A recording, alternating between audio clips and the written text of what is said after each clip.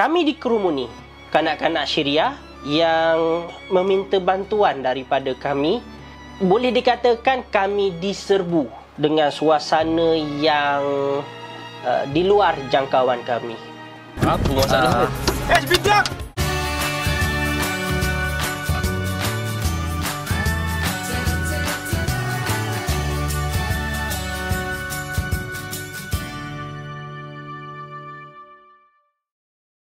Trip kami terhenti seketika kerana berlaku insiden yang di luar jangkaan kami yang menyebabkan saya terpaksa dimasukkan ke dalam hospital di Jordan. Setelah bergelut dengan kecederaan dan sebagainya, hari pertama pun berlalu. Keesokan paginya kami ke rumah sembelihan yang dikendalikan oleh Markas Islami Mafraq. Di sana kami bertemu dengan Dr. Salah Khazan dan kami melihat bagaimana Markas Islami menjadi pusat membantu pelarian Syariah yang berada di luar kem, khususnya mengagihkan bantuan dalam bentuk daging korban kerana waktu kami pergi pada ketika itu ialah musim Aidil Adha. Seterusnya, tidak jauh daripada pusat operasi Markas Islami Mafraq, kami ke Za'atari, yang mana kawasan ini merupakan kawasan sempadan antara Jordan dan juga Syariah, yang mana di sana terletaknya sebuah kem pelarian. Namun di balik kem pelarian yang kami tiba, kami dikerumuni oleh kanak-kanak Syariah yang meminta bantuan daripada kami. Boleh dikatakan kami diserbu dengan suasana yang di luar jangkauan kami. Kem Za'atar ni satu kem yang besar. Kem yang besar dan tidak boleh orang luar masuk. Sebab apa? Sebab dia ibarat macam negara Syria dalam Jordan. Dekat sana tu ada orang kata ada semua kelengkapan lah. Sekolahnya ada, hospitalnya ada, pasarnya ada, dan mereka boleh hidup dalam tu saja. Dia tak boleh keluar. Jadi apa yang berlaku, pelarian-pelarian Syariah yang keluar daripada Syariah ialah, kalau kita sebut orang baik dan orang jahat bukan di Syariah. Di semua tempat ada orang baik dan ada orang jahat. Di Jordan pun ada, di Malaysia pun ada. Di mana-mana ada orang jahat, ada orang baik dan ada orang jahat. Dan bila mana semua masuk, semua pelarian-pelarian Syariah ni masuk ke Kem Za'atar, mereka duduk bersama dengan ada orang baik dan ada orang jahat.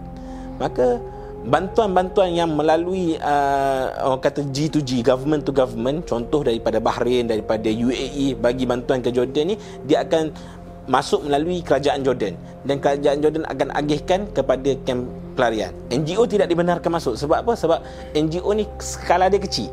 Kalau bagi bantuan menyebabkan berlaku huru-hara dalam tu. Sebab ada yang dapat, ada tak dapat. Sebab hampir ataupun 700,000, 750,000 masa tahun 2013 tu, statistik kata 750,000 yang berada dalam tu.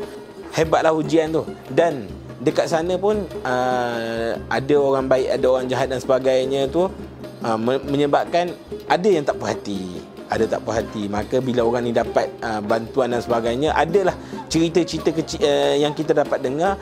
Mereka letak racun dalam air lah, supaya ada orang mati, ada orang sakit, menyebabkan mereka boleh hasil yang banyak. Sebab dia bagi secara sama adil. Jadi nak dapat lebih macam mana? Dia kena orang lain tak adil lah, baru boleh dapat lebih.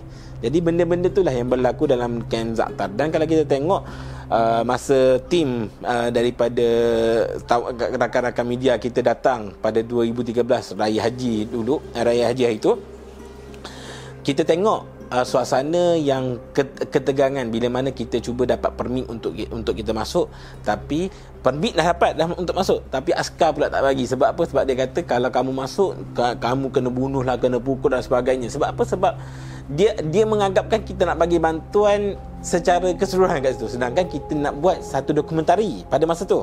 Sebab kita akan bagi bantuan kat luar, tapi yalah, kesilapan faham dan sebagainya menyebabkan saudara kita kena gampas kamera yang harga 20,000. Kita tengok bagaimana Dr. Zul yang pada ketika tu duduk, orang kata dalam keadaan huru-hara lah dekat situ, sehinggalah kita dapat orang kata keselamatan lah daripada NGO Dr. Solah yang membantu, yang last kali alhamdulillah kamera pun dapat balik dan sebagainya. Jadi itulah keadaan ataupun suasana di Kem Za'atar. Sekarang kami berada di kawasan Kem Za'atari, iaitu kem pelarian Syria di sepadan Jordan.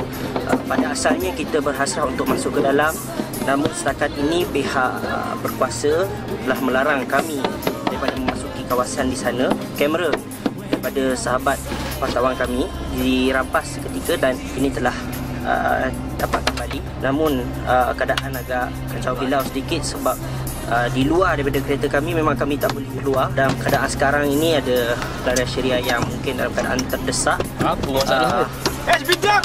melakukan beberapa keadaan yang tidak senang untuk kita ceritakan di sini, sebagai meminta-minta dan sebagainya. Namun keadaan boleh menjadi lebih kritikal sebab ada beberapa keadaan yang mereka mengurungi kita seperti yang berlaku sekarang ini.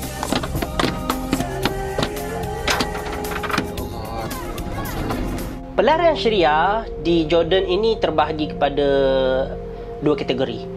Yang pertama ialah mereka yang berada di dalam kem pelarian dan sebahagian daripada mereka turut berada di luar daripada kem pelarian Za'atari. Markas Islami bukan hanya memberi bantuan secara one off, bahkan mereka turut membantu pelarian Syria di Jordan dengan pelbagai cara dan juga diuruskan dengan keadaan yang boleh dikatakan sistematik. Di balik kedukaan yang dihadapi oleh mereka kerana konflik peperangan, kami melihat senyuman yang ikhlas setelah bantuan oleh penderma-penderma Malaysia melalui Muslim Care sampai ke tangan mereka. Walaupun peristiwa ataupun kunjungan kami pada waktu itu telah pun berlalu lebih kurang 7 tahun, tetapi keamanan di Syria akibat perang yang berlaku masih lagi dilihat sama. Tetapi bagi Rashdan, beliau masih lagi optimis bahawa Syria akan kembali aman. Antara faktor utama yang merubah keadaan keseluruhan, orang kata budaya dan adab mereka ni adalah kerana keadaan semasa. Keadaan semasa berperangan menyebabkan berlakunya ketegangan-ketegangan dan wujudnya keadaan sekarang. Keadaan seperti mana jadi kasar, jadi tidak seperti mana budaya asal mereka. Sebab apa? Sebab keadaan tu yang menyebabkan ketegangan tu berlaku. Dan kalau kita tengok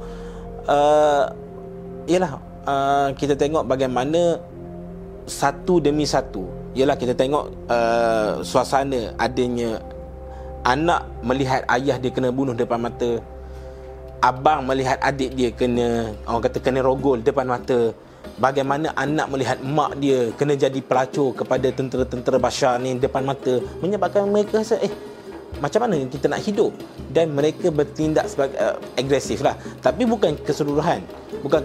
Di sana ada juga orang yang baik, orang yang sabar. Bukan sabar kerana dia redha, tidak. Dia sabar kerana dia rasa okey, benda ni akan berakhir dan dia akan membuat satu perubahan baru selepas pada ni. Dan kita tengok sebab itulah ada NGO yang masuk yang memberi bantuan secara orang kata fizikal, bagi bantuan makanan, pakaian dan sebagainya. Dan ada NGO yang masuk untuk kem-kem kecil ni, dia bagi orang kata dari segi pendidikan. Sebab apa? Sebab satu hari nanti negara Syria akan kembali seperti mana asal. Kita tak tahu bila, tapi akan kembali seperti mana asal. Dan siapa yang akan membangunkan negara? Orang-orang yang terpelajar ni lah yang akan membangunkan balik negara Syria, supaya dia orang dapat balik apa benda-benda yang mereka tinggalkan dari segi budaya-budaya yang baik mereka tu. Jadi kalau kita kata, mungkin kita boleh kata peperangan menyebabkan mereka berubah dari segi agresif dan sebagainya. Jadi untuk episod yang seterusnya, kita akan menjelaskan kepada anda bagaimana konflik perang Syria berlaku, dan kami akan membawakan kepada anda lokasi-lokasi yang menarik di Jordan. Antaranya ialah makam Nabi Shu'aib dan juga Gua Ashabul Kahfi. Jadi nak tahu dengan lebih lanjut tentang trip yang kami jejaki, jangan lupa untuk subscribe YouTube channel Inspire Media Malaysia, like kami di Facebook dan juga follow kami di Instagram @Inspire Media Production untuk episod-episod yang akan datang.